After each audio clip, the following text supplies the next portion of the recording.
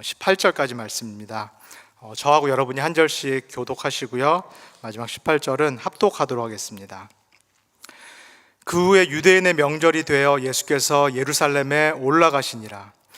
예루살렘에 있는 양문 곁에 히브리 말로 베데스다라는 못이 있는데 거기 행각 5이 있고 그 안에 많은 병자, 맹인, 다리 저는 사람, 혈기 마른 사람들이 누워 물의 움직임을 기다리니 이는 천사가 가끔 못에 내려와 물을 움직이게 하는데 움직인 후에 먼저 들어가는 자는 어떤 병에 걸렸든지 낫게 되밀어라. 거기 38해 된 병자가 있더라. 예수께서 그 누운 것을 보시고 병이 벌써 오래된 줄 아시고 이르시되 내가 낫고자 하느냐. 병자가 대답하되 주여, 물이 움직일 때 나를 못에 넣어주는 사람이 없어 내가 가는 동안에 다른 사람이 먼저 내려가나이다.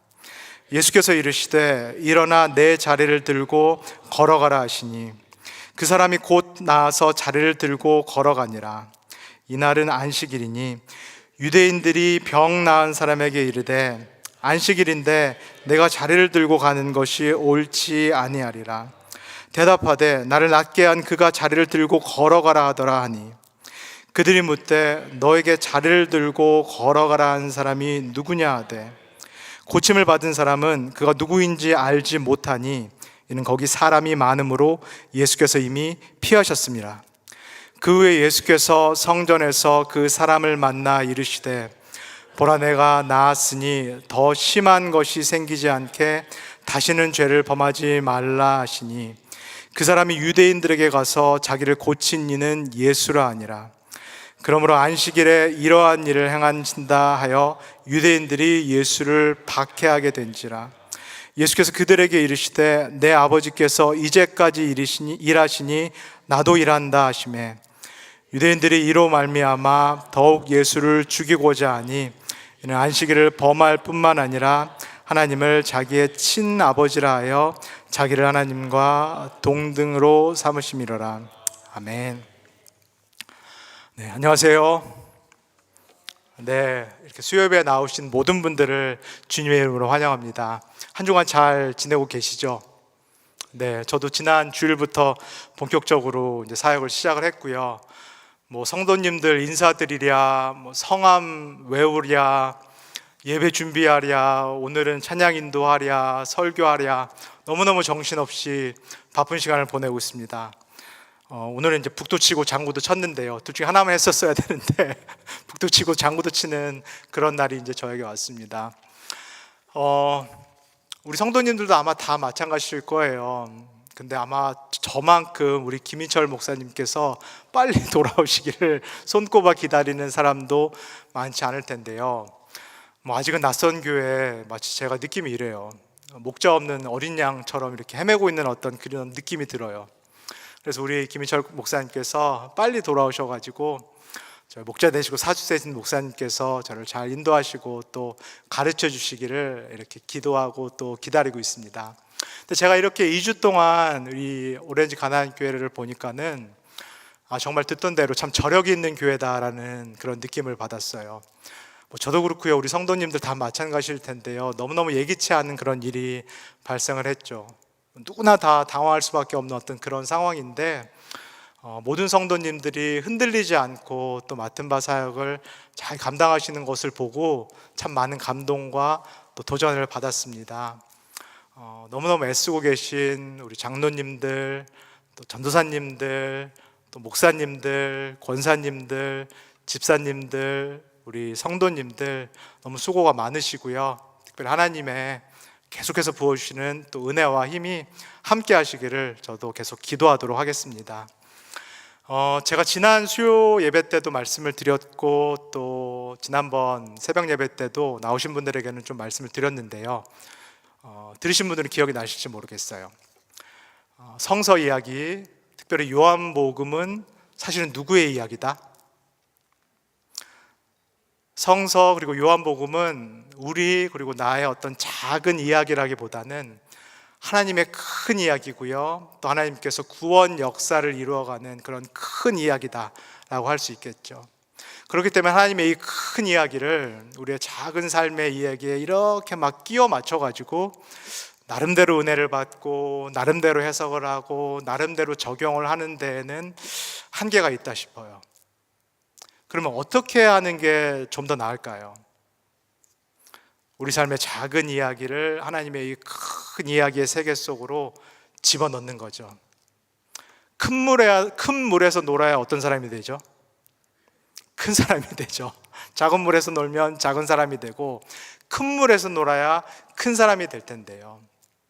성서에 담겨 있는, 그리고 요한복음에 담겨 있는 이 하나님의 큰 세계, 그리고 이 성서 안에서 만나는 이 놀랍고도 새로운 이 하나님을 만나야만 우리도 날마다 새롭게 변화될 줄 믿습니다. 우리가 새롭게 변화돼야만 우리가 보내심을 받은 세상에서 정말 예수님과 같은 그런 일을 할 수 있을 텐데요. 예수님은 어떤 일을 하셨나요?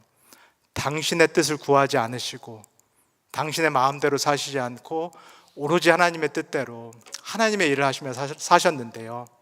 우리도 성서 속에서 이 하나님의 놀라운 세계, 그리고 크신 하나님을 경험하면서 우리가 보내심을 받은 그 세상에서 나의 꿈이라든가 나의 일이라든가 작은 어떤 나의 뜻을 이루기보다는 예수님처럼 하나님의 꿈과 하나님의 뜻을 이루시는 우리 모든 성도님들이 되시면은 참 좋겠습니다.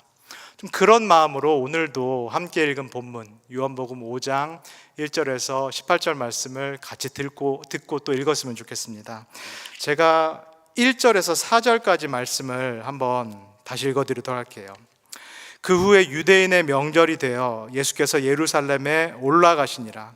예루살렘에 있는 양문 곁에 히브리 말로 베데스다라 하는 못이 있는데 거기 행각 5이 있고 그 안에 많은 병자, 맹인, 다리 저는 사람, 혈기 마른 사람들이 누워 물의 움직임을 기다리니 이는 천사가 가끔 못에 내려와 물을 움직이게 하는데 움직인 후에 먼저 들어가는 자는 어떤 병에 걸렸든지 낫게 되밀어라.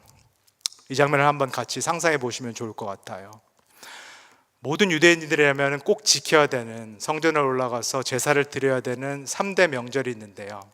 아마 이날은 오순절 명절이었으리라 많은 학자들이 그렇게 추정합니다. 더 중요한 것은 이날이 무슨 날이다?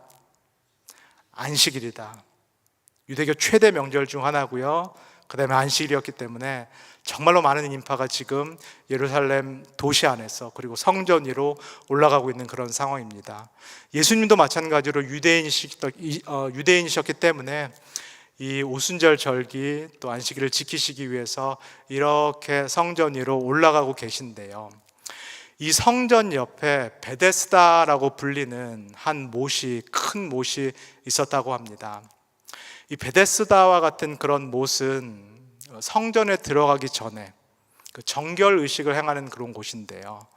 거룩한 하나님의 집에 들어가기 전에 정결케 되기 위해서 침례를 받는 것과 같은 그런 정결 의식을 행하는 곳이 바로 이 성전 주위에 있었던 베데스다와 같은 그런 못들입니다.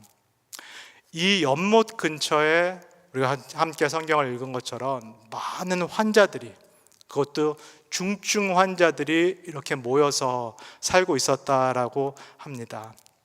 이 사람들은 이런 명절들 또는 안식일에 이 성전에 제사 드리러 올라가는 사람들, 이 사람들에게 구걸을 하면서 이 사람들이 베풀어주는 적선이라든가 자선에 의지하는 어떤 그런 사람들이죠. 수많은 사람들이 지금 이 베데스다 못 가운데 이렇게 격리돼서 모여 살고 있는데요. 제가 2가지 질문을 한번 드려볼게요. 왜 이렇게 이 당시에 아픈 사람들이 많았을까요? 그것도 이렇게 심각하게 정말로 고칠 수 없는 불치병, 중증 환자들이 많았을까요? 2번째로요. 왜 이 아픈 사람들이 이 명절에, 특별히 안식일에 성전 안으로 들어가지를 못하고 성전 밖에 이렇게 머물러 살 수밖에 없었을까요? 첫 번째 질문에 대한 답을 알기 위해서 왜 이렇게 많은 환자들이 그 당시에 있었는가? 이 상황을 이해하기 위해서는 이스라엘이 지금까지 거쳐온 그 역사, 세월을 저희가 이해해 볼 필요가 있겠습니다. 우리 성도님들이 아시는 것처럼 587년에 이스라엘, 그 중에서도 남유대가 바벨론 제국에 의해서 점령을 당하게 되고요. 예루살렘 성전이 회파됩니다. 그리고 지도자들을 비롯해서 많은 사람들이 바벨론 제국의 포로로 끌려가죠. 유대의 마지막 왕이라고 하는 시드기야 왕은 두 눈이 뽑힌 채 바벨론의 포로로 끌려가게 되는데요. 그러나 538년, 성경에는 바사라고 써 있죠. 페르시아 제국이 다시 바벨론 제국을 점령하게 됩니다. 그리고 그때 이스라엘에 포로로 끌려갔던 사람들 중에서 일부가 다시 고국으로 돌아오게 됩니다. 고국으로 돌아와서 에스라, 그다음에 느헤미야서에서 보시는 것처럼 성전을 재건하고 율법을 다시 세우는 일을 하게 되는데요. 이 사람들이 돌아와서 제일 먼저 관심을 갖는 것이 바로 성전과 율법입니다. 그리고 이때가 바로 우리가 알고 있는 유대교, 유대주의, 주데이즘이라고 말하는 그 유대교가 만들어지는 그런 시점이죠. 그리고 333년, 기원전 333년 알렉산더 대제가 이끌었던 마케도니아 제국이 다시 페르시아 제국을 점령을 하게 되고요. 그 다음에 이집트 제국, 시리아 제국이 차례로 이스라엘을 점령을 하게 됩니다. 그리고 기원전 63년경에 로마 제국의 장군이었던 폼페이우스가 예루살렘을 점령하게 됨으로써 이스라엘은 로마 제국의 손으로 넘어가게 됩니다. 제가 말씀드렸던 이 긴 역사를 다 합쳐보면 몇 년 정도 될까요? 이스라엘이 제국의 이름만 바뀐 채 이런 강대국들의 식민지 생활을 했던 것을 다 합쳐보면 총 600년이 넘습니다. 우리나라가 일제 36년 강점기를 거쳤기 때문에 그 시절이 어땠는지를 우리 성도님 아실 텐데요. 이건 몇 배가 되는 600년의 식민 생활을 겪었다라고 한번 상상을 해보세요. 이런 제국들에 의해서 사회적인 착취, 경제적인 착취, 그리고 종교적인 착취가 말도 못했는데요. 특별히 오늘의 본문, 1세기 이스라엘은 로마 제국이 다스리고 있고요. 로마 제국은 철저한 인구조사, 호구조사를 통해서 이스라엘 백성의 수를 정확히 파악을 했고요. 그리고 이 숫자에 맞게 세금을 걷어들이기 시작합니다. 한번 복음서의 이야기들, 또 복음서의 인물들을 생각해 보시면 좋겠습니다.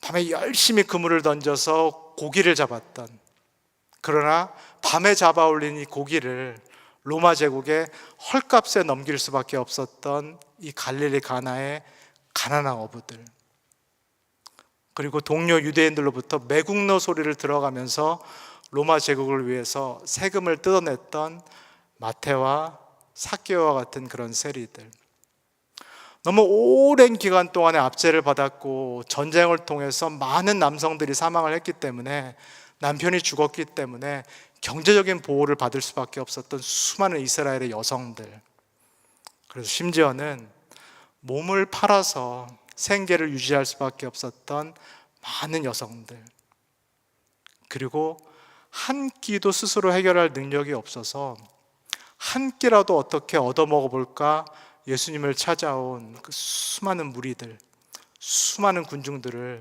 한번 떠올려 보시면 좋겠습니다. 장장 600년이 넘는 경제적인 착취를 당해서 사람들의 삶이 피폐해졌고요. 이 시기를 배견할 사람이 있었을까요? 그래서 정말로 수많은 사람들, 신경쇠약이라든가 영양실조라든가 중증 환자라든가 전염병이라든가 이런 모든 것들이 창궐하는 시기가 바로 본문의 이 시기입니다. 그렇기 때문에 이 베데스다 연못에 지금 수많은 이스라엘의 사람들이 격리돼서 모여 있고요. 두 번째 질문, 근데 이렇게 수많은 피해자들이 났는데요, 오랜 기간 압제를 당하면서 이렇게 수많은 이스라엘의 피해자들이 났는데 왜 이 사람들이 성전 안으로 들어가지를 못하고 성전 밖에 이렇게 고립돼서 살 수밖에 없었을까요? 587년에 바벨론 제국이 남유다를 점령했고요. 그 다음에 하나님의 집이라는 이 성전이 이방 제국에 의해서 속절없이 무너지는 것을 이스라엘 백성들이 목격을 했습니다. 자신들의 왕은 두 눈이 뽑혀서 끌려가는 것을 봤고 자신들의 예언자와 지도자들과 제사장들이 줄줄 끌려가는 것들을 이스라엘 사람들이 봤는데요. 이 긴 포로기가 이어지면서 이스라엘 사람들이 깊은 신학적인 고민, 깊은 신학적인 성찰을 하기 시작합니다. 도대체 왜 우리가, 하나님이 선택한 우리가 왜 이방 민족에 의해서, 하나님을 알지 못하는 이 이방 백성에 의해서 이렇게 처참하게 심판을 당하는가? 왜 우리가 하나님을 알지 못하는 이 사람들에게 이렇게 속절없이 무릎을 꿇을 수밖에 없는가? 이 심각한 신학적인 고민과 성찰을 이스라엘 백성들이 하게 되는데요. 깊은 고민 끝에 이 이스라엘 백성들이 얻은 대답이 있습니다.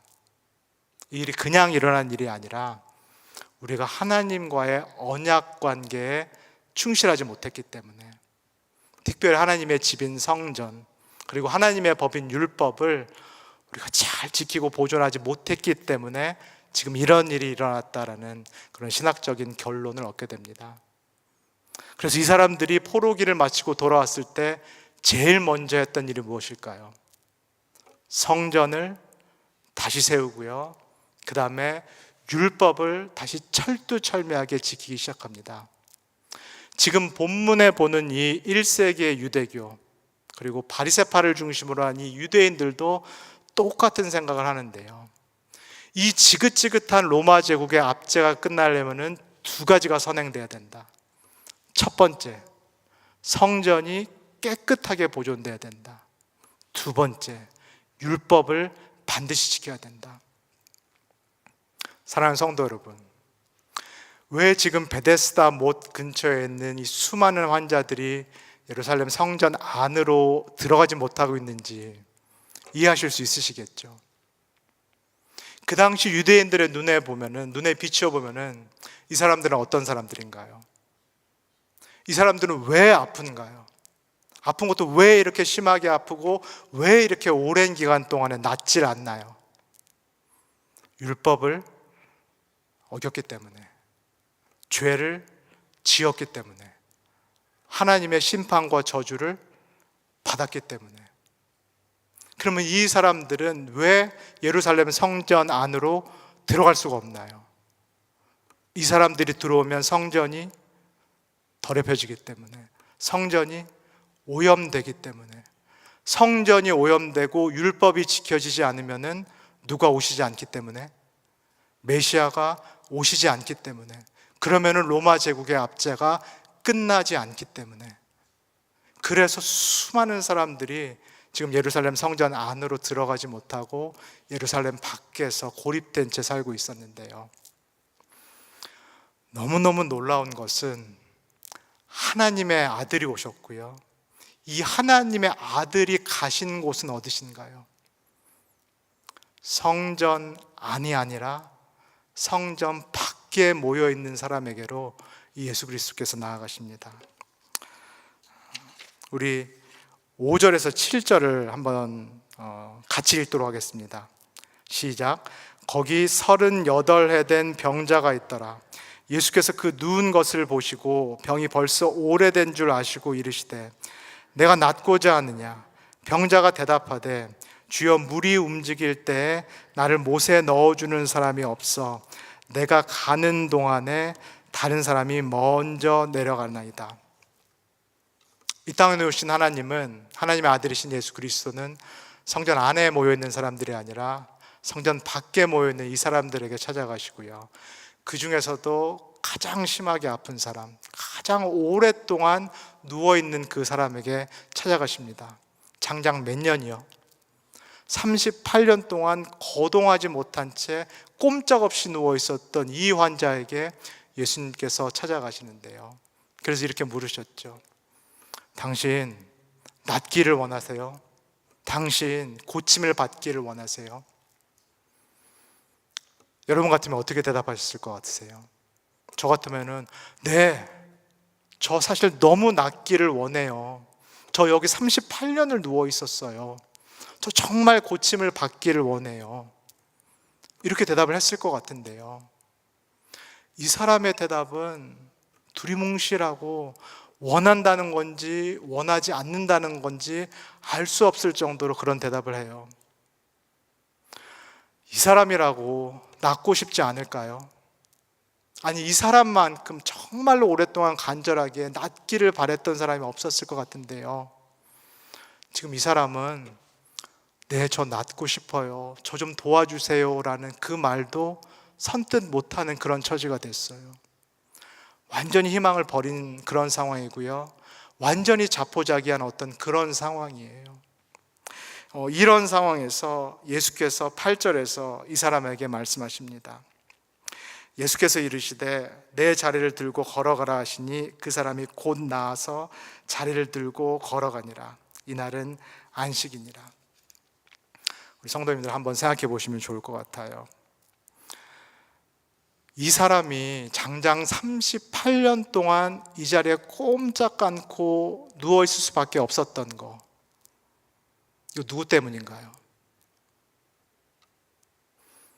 이거 이 사람의 죄 때문인가요? 병자가 대답하되 주여, 물이 움직일 때 나를 못에 넣어주는 사람이 없어서 내가 가는 동안에 다른 사람이 먼저 내려가나이다. 이 사람이 정말로 심각한 범죄를 저질러서, 그래서 하나님께 저주와 심판을 당해서, 그래서 지금 이 자리에 38년 동안 꼼짝없이 누워 있었던 건가요? 아니요. 그랬다면은 예수님께서 이 사람에게 가지 않았을 텐데요. 그러면은 누구 잘못 때문에 이 사람이 이 자리에 장장 38년 동안 누워 있을 수밖에 없었나요? 38년 동안 그 자리에 있었지만 본체만체했던 사람들, 아이, 저 사람 죄 지은 사람이야, 저 사람 더러운 사람이야, 저 사람 하나님께 저주와 심판을 당한 사람이야 라고 지나쳐갔던 그 사람들, 성전을 깨끗하게 한다라는 그런 명목으로 이 사람을 지나갔던 사람들, 사람을 살리는 것보다도 율법을 지키는 것이 더 우선된다는 명목으로 이 사람을 본체만했던 그 사람들, 그 공동체, 그 사회의 죄 때문 아닌가요? 그러나 예수님께서 이 사람에게 이렇게 말씀하십니다. 일어나 내 자리를 들고 걸어가라 하시니 그 사람이 곧 나아서 자리를 들고 걸어가니라. 이날은 안식이니라. 하나님이 누구에게 찾아가셨나요? 성문 밖에 있는 사람들, 그 중에서도 제일 오랫동안 누워 있었던 이 병자에게 예수님께서 찾아가셔서 먼저 이 사람에게 말을 걸어주셨고요, 먼저 이 사람에게 도움을 주시겠다라고 말씀하셨고요, 먼저 이 사람에게 구원을 베푸셨어요. 하나님의 아들이 그 다른 누구가 아니라 이 병자에게 찾아가셔서 자신의 생명을 이렇게 내어주셨는데요. 근데요, 10절을 한번 읽어볼게요. 유대인들이 병 나은 사람에게 이르되 안식일인데 네가 자리를 들고 가는 것이 옳지 아니하니라. 안식일인데 네가 자리를 들고 가는 것이 옳지 아니하리라. 이 말이 지금 일어난 38년 동안 누워있다가 지금 일어난 사람에게 할 수 있는 그런 소리인가요? 정말로 진심 어린 마음으로 박수쳐 치고 손뼉 쳐도 모자랄 판에 지금 사람들이 이런 말을 하는 건데요. B, 당신 율법 어겼어. B, 당신 또 안식일 규정 어겼어. B, 당신 매트 들고 일어났어. B, 당신 또 죄범했어. B, 당신 또 저주받을 거야. 이 이야기를 주변 사람들, 바리새파 사람들이 지금 일어난 이 사람들에게 하게 되는데요. 그러면서 누가 안식에 일어나라고 말했는가? 누가 당신에게 안식에 일어나 걸으라고 말했는가? 추궁하기 시작합니다. 그래서 심지어는 하나님의 아들이신 예수님을 고소하고 고발하기까지 하시는데요. 17절에서 예수님께서 이렇게 말씀하십니다. 내 아버지께서 이제까지 일하시니 나도 일한다.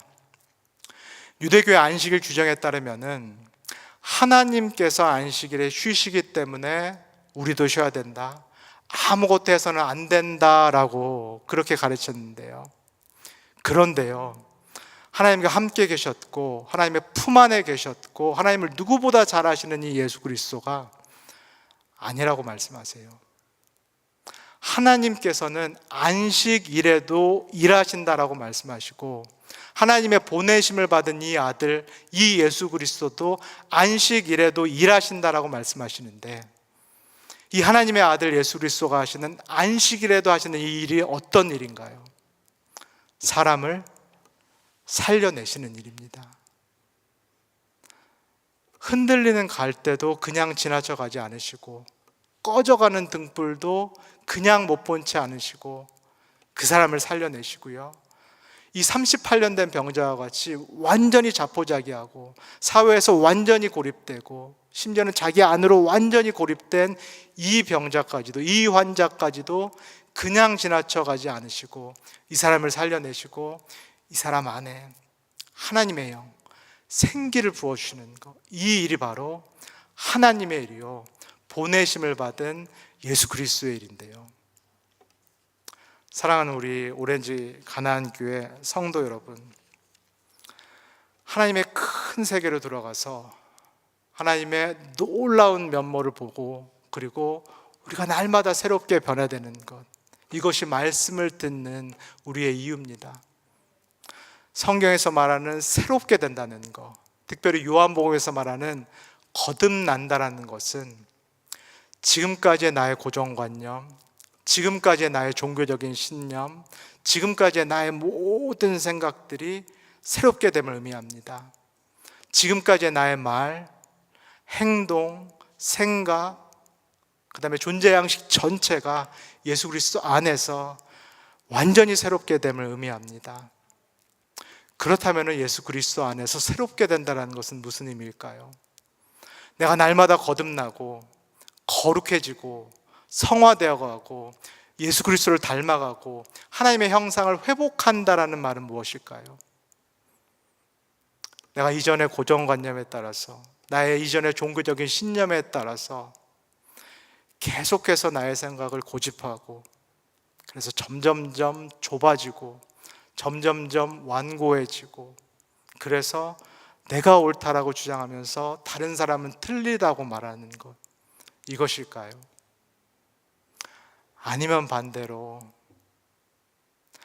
하나님의 길을 걸어가면서 나의 품이 넓어지는 것, 다른 사람을 포용할 수 있도록 나의 아량이 넓어지는 것, 그래서 나에게 낯선 사람, 다른 사람이 나의 품 안으로 들어와서 마음의 여유를 가지고 쉴 수 있게 하는 것, 품을 넓혀서 다른 사람을 받아들이고 이 사람이 나로 인해서 다시금 생명을 얻게 만드는 것, 이것이 바로 우리에게 부르신, 우리가 따라가라고 우리를 초청하신 하나님의 길이요, 예수 그리스도의 길이요, 이것이 바로 거룩해지는 길, 성화의 길, 하나님의 형상의 길, 하나님의 형상을 회복하는 길이라 믿습니다. 설교를 마치면서 우리 오렌지 가나안 장로교회 소개 글 중에 일부를 제가 한번 읽어드리도록 하겠습니다. 아둘람 굴과 같은 공동체. 하나님 마음에 합한 왕이라는 소리를 들었던 다윗 왕조는 초라한 아둘람 굴에서 시작되었습니다. 아둘람에는 그 시대 다윗과 함께 아름다운 나라를 꿈꾸었던 사람들부터 사회에서 환영받지 못한 사람들, 죄인들까지 다양하게 모였습니다. 아둘람 굴에 들어오는 데에는 자격 조건이 없었습니다.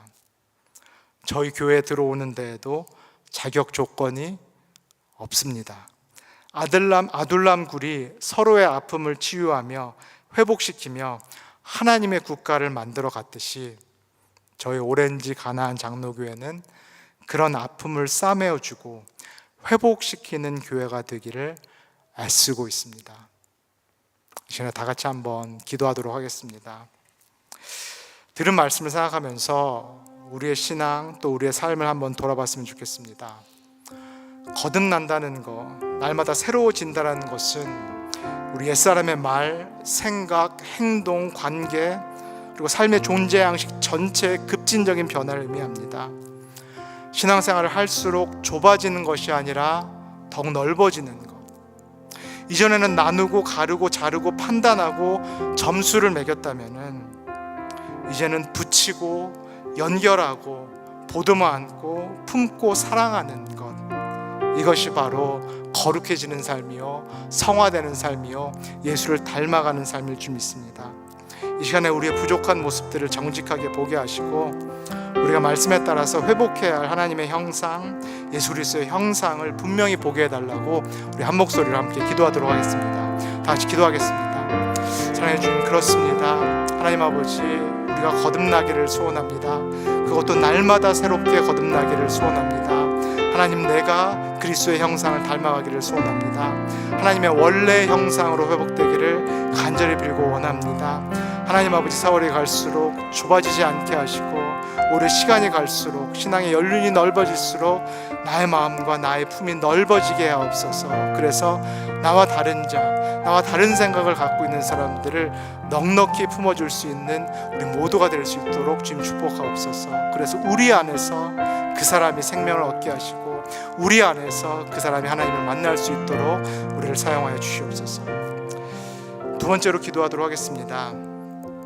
말씀을 통해서 본 것처럼 베데스다 못에 38년 된 환자가 그렇게 놓여 있었던 것은 그 사람 혼자의 잘못이 아닙니다. 오히려 주위 사람들, 그 사람을 못 본 채 했던 공동체, 그 사람을 배제했던 그 사회의 잘못입니다. 한번 이 시간에 우리 주위를 돌아봤으면 좋겠습니다. 내 주위에 있는 38년 된 환자가 혹시 없는지요? 여전히 우리 공동체에서 온전히 받아들여지지 못하고 있는 그런 우리의 형제 자매는 없는지요? 그가 내 품으로, 우리 공동체 품으로 돌아오지 못하는 이유가 혹시 그 사람 잘못, 그 사람 문제가 아니라 나와 우리의 문제가 아닐런지요? 이 시간에 우리의 마음을 성령께서 비추어 주셔서 내 주위에 있는 내가 돌봐야 될, 내가 품어야 될 이 38년 된 환자가 누구인지 보여달라고, 그리고 나의 마음을 열어주셔서 그 사람을 주가 품으셨듯이 환영하고 받아들이고 사랑할 수 있도록 이 시간에 그 한 사람을 놓고 같이 기도하도록 하겠습니다. 다시 기도하겠습니다. 사랑해 주님, 그렇습니다. 하나님 아버지, 우리 주위에 있는 38년 동안 누워있는 그 환자가 있습니다. 정말로 간절히 우리의 손길과 도움을 기다리는 그 사람이 있습니다. 하나님, 그러나 우리가 못 본 채 했고, 하나님, 우리가 그 사람을 받아들이지 못했고, 하나님 아버지, 그 사람을 우리의 품 안으로 품어들이지 못했음을 고백합니다. 하나님, 이 시간에 그러나 그 사람이 바로 나에게 맡겨주신 그 한 사람임을 고백합니다. 이제는 내가 예수 그리스도와 같이 그에게 나아가서 그를 품어주고 그를 안아주기를 소원합니다. 하나님, 축복하여 주셔서 그 사랑의 마음을 우리에게 허락하여 주시옵소서. 사랑해 주님, 감사합니다. 오늘 말씀을 통하여서 하나님의 그 큰 품을, 그 넓은 사랑을 다시 한번 보게 하여 주셔서 감사합니다. 그리고 하나님의 그 큰 품, 아무 조건 없이 그 누구도 품어주시는 그 큰 품에 비해서 우리의 마음이, 우리의 품이 얼마나 좁은지를 다시 한번 보게 됩니다. 우리 주위에 있는 그 사람이 나에게 맡겨주신 사람이었는데 내가 보지 못했음을 고백합니다. 나의 고정관념과 나의 편견과 나의 신념 때문에 그 사람을 못 본 채 했고, 그래서 그 사람이 사실은 나 때문에, 우리 때문에 그곳에 오래 있었음을 이 시간에 고백합니다. 하나님, 우리의 신앙 연수가 길어질수록, 우리가 예수를 따라갈수록 우리의 품이 넓어질 수 있도록 주님 축복하여 주시옵소서.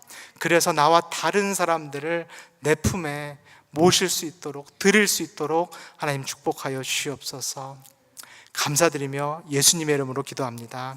아멘. 주기도문 하심으로써 예배 마치도록 하겠습니다. 하늘에 계신 우리 아버지여, 이름이 거룩히 여김을 받으시오며 나라가 임하옵시며 뜻이 하늘에서 이루어진 것 같이 땅에서도 이루어지이다. 오늘 우리에게 일용할 양식을 주옵시고 우리가 우리에게 죄 진 자를 사하여 준 것 같이 우리 죄를 사하여 주옵시고 우리를 시험에 들게 하지 마옵시고 다만 악에서 구하옵소서. 나라와 권세와 영광이 아버지께 영원히 있사옵나이다. 아멘.